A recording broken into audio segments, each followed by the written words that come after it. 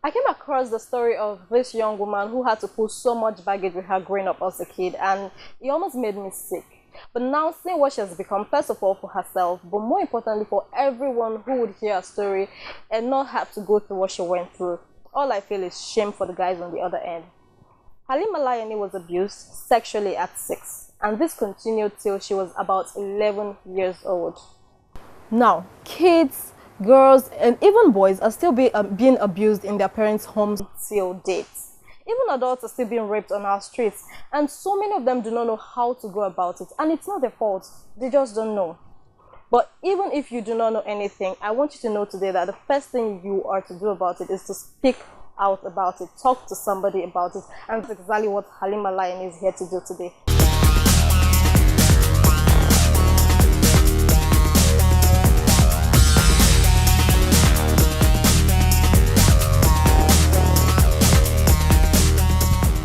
Thank you so much for coming on the show. You're welcome. Thank you for having me. So why did you accept to come on Chit Chats, the classroom? Because I'm a sexual abuse survivor and who was able to overcome, and I would like to share the story of my healing with the world. Okay, that's very good. Thank you very much again. You're welcome. So you said this abuse started at 6 years old. Now, at that point in your life, did you know that you were being abused, and did you know that it was wrong? Well, I would say that to an extent, I knew that, it was wrong because of the foundation my mom laid. Okay. But because it wasn't just happening with just one person, it was happening with like different people at that particular time. It didn't feel wrong to me. It felt normal to me. So yeah, to an extent, I would say to an extent, I knew that it was wrong. So in the course of all this, from 6 to 11 years old, did you speak out about it? Did you talk to anyone about what you were going through? Well, I'm a very reserved person. Right from childhood, I've just been that way by default. I don't really like to, share my challenges with people. I like to keep things and deal with things all by myself. And this has been since childhood, which made it, which was the reason why I never really spoke to anyone about it.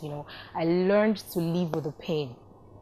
So it was, the pain was there, the trauma was there, but I was just a very reserved person, and the pain, the trauma, that means you knew it was wrong. Well, to an extent, I knew it was wrong, but like I said, I was just someone who was comfortable with dealing with stuff all by herself. I'm going to ask you, did you not speak? Could it be that you didn't speak out about it probably because you felt you were guilty? Did you feel guilty for anything? Because I want to understand how this works for children, because either you were very young at that time. I want to understand how a kid out there today would say it.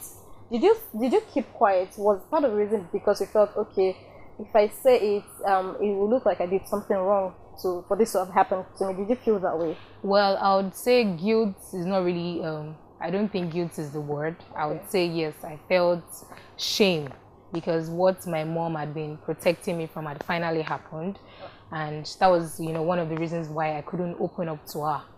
Yes, so I would say shame, but not guilt. Okay, so you felt ashamed. Yes, I felt ashamed. Okay, I mean, I can only imagine how the people you're supposed to feel safe around and who are supposed to protect you are the same ones who take advantage of it. Does it hurt more that people who are family and friends, because you mentioned that these things happen from family, they came from family and friends. Does it hurt more that it's family and friends who did this to you? Does it hurt more now, or did it hurt then? Does it hurt more now?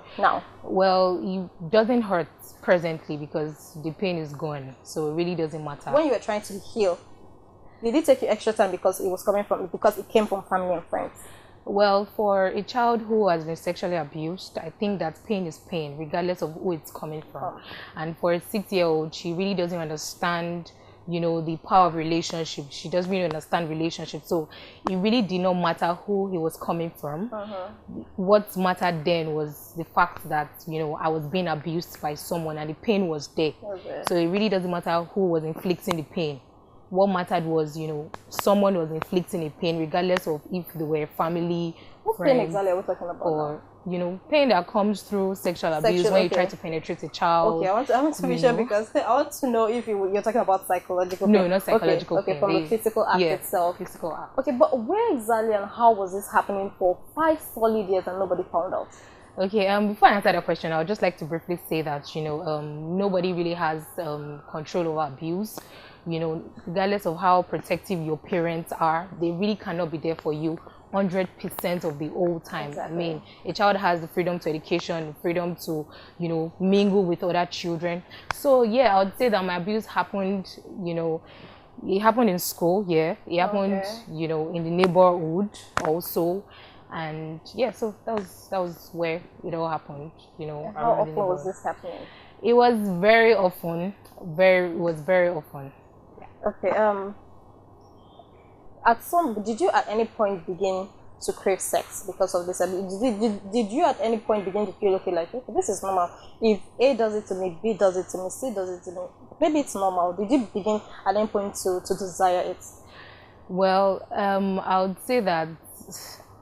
I would say again that I don't think sex is the right word to use in this context, because I don't think that a 6-year-old girl child has, the ability to crave sex. Someone who was going through pain. I don't think that, sex is the last thing that would cross a 6-year-old's mind. Sexual abuse is painful, so I don't think that at any point a 6-year-old should just sit down and start, fantasizing about sex or start craving sex. So no, I for one never craved sex, because it was painful. So I never craved sex. So how exactly did it stop? Well, I was about 11. It stopped because a distant cousin was abusing me at some point, and I allowed him for a while because I'd been exposed to sexual abuse, and but after some time I felt irritated coming from my own family. So I felt irritated, and I think that was the breaking point for me.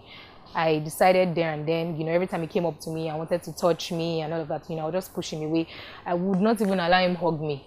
And I think that was a breaking point for me. I just made up my mind that nobody was going to, and I was 11. I think I was wiser then, and I could stand up to myself. So and say no. So that was the breaking point for me. I just so at that point you just kept saying no to anybody who tried to. Well, after him, nobody came after, but at that point I just made up my mind that nobody was going to exact that kind of satisfaction over me anymore. So yeah, that was great. Halima Layeni is here to share memories from 13 horrendous years of her life with us. I'm saying 13 because you said you had to deal with the pain, the rejection, the anger, unforgiveness for a while till you were about 19.